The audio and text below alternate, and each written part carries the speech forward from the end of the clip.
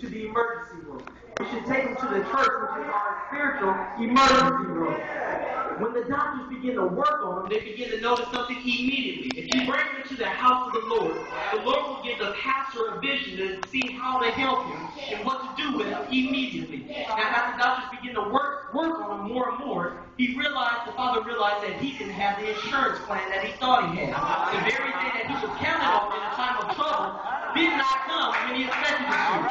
But church, I want you to know that when God comes, he always makes a way out of nowhere. I believe it's Romans 8:28 that says, for all things work together for the good of them that love the Lord and are called according to his purpose. So everything was working in his good. Now, as the story goes along, the father sold everything that he had to make sure that his son will live. He even quoted in the movie and said, I will not see my son die, but my son will see me die. I'm glad about 2012 years ago, my father said, I will not see Michael die, but he's going to see me die on the cross. With my hands spread wide, my head got a crown on it, they got nails in my wrist and in my feet, but for him, by my stripes, he will be healed. By my stripes, he will be saved. With my blood, his sins will be covered. Later on down the movie, the father was willing to put his life on the line in order to save his son. But if we would go back to the beginning of the movie, before the son even got sick, a woman crashed in an accident. It so happened that all through this movie, the very heart that they were looking for happened before the storm even started. I want you to know that before your storm even started, God already made a way out of nowhere. Before your storm even started, God had already made a plan for you. Before your storm even started, God had already provided the necessary. All you have to do is wait for the end of the movie. All you have to do is have faith. But without faith, it's impossible to please God.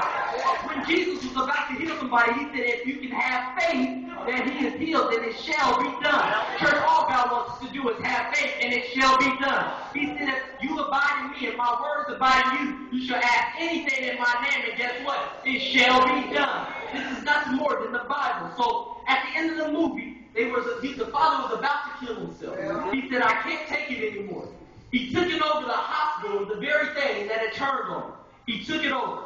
Now, church, I don't know if you ever noticed this or not, but God always makes a way for those who treated you wrong to need you later on. I'll let y'all go ahead and ponder that. For those who treated you wrong, you might want to change.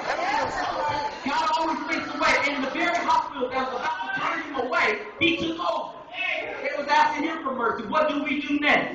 This is what you ought to think. God put me in a position to where I can bless the very people that turned on me. That I can show love to the very people that said I hate you. To show love to the very people that used me and then left. That I can pray for those that despitefully used me. Ain't that what the Bible said? So the very thing he took over, he was ready to kill himself, and he said, use my heart, since it's the only one that can save my son. And so the mom ran to the hospital as soon as she found out that there was a heart available. Church, I want you to run to everybody that you know and tell them there's a heart available for you. His name is Jesus Christ. He was born a long time ago, and he made a way so that when you sin, you would have a way back. Watch this, for the wages of sin is death. That means every time we sin, God has a legal right to kill us. Now there's this thing called grace and mercy.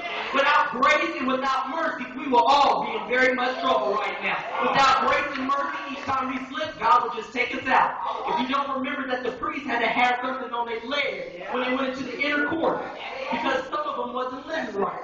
So when they entered in, they would stop making noise. I want you to know this, that when you're a Christian, you're supposed to make noise if you're living right for God. You're supposed to be able to clap your hands. You're supposed to be able to move your feet. You're supposed to be able to make some type of noise that people will say, that's a child of God. Don't drink around here. Put your cigarette away. They too holy around here.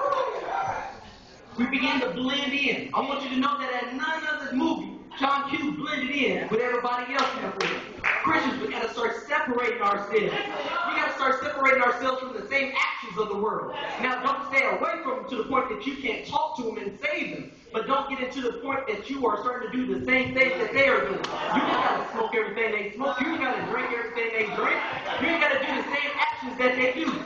Now, church, the thing is that at the end of the movie, John Q had enough of what all was going on between his son and himself in his life. Now, church, I thought the Christians, we are in Del Paso Heights, aren't we? They used to have this rule that said if somebody hits you, you would hit them back. Now the devil has slapped us in our old past, and now all we do in the church is being quiet and saying real good. But if you have some real Del Paso Heights people, if I have some real people from the hood, and made a woman that said the devil had his last hit the last time, I'm fighting back with my praise, with my prayer. I wish he would touch my child. You gotta start getting in that attitude that you pray to the devil. I heard God can give you a spirit of fear, but a power of love and a sound mind. I'm gonna use my power. Now, at the end of the movie, she ran to the door and said, don't kill yourself because we found the heart. We found the necessary material to save not only your life, but your child's life as well. Church, I'm about to leave the real preachers right here, but I want you to know that God's heart was big enough to not only save you, but your child, and your child's child, and your child's child's child. So we should be able to get up and say, God, I thank you for not only saving my life, but saving my child's life, but saving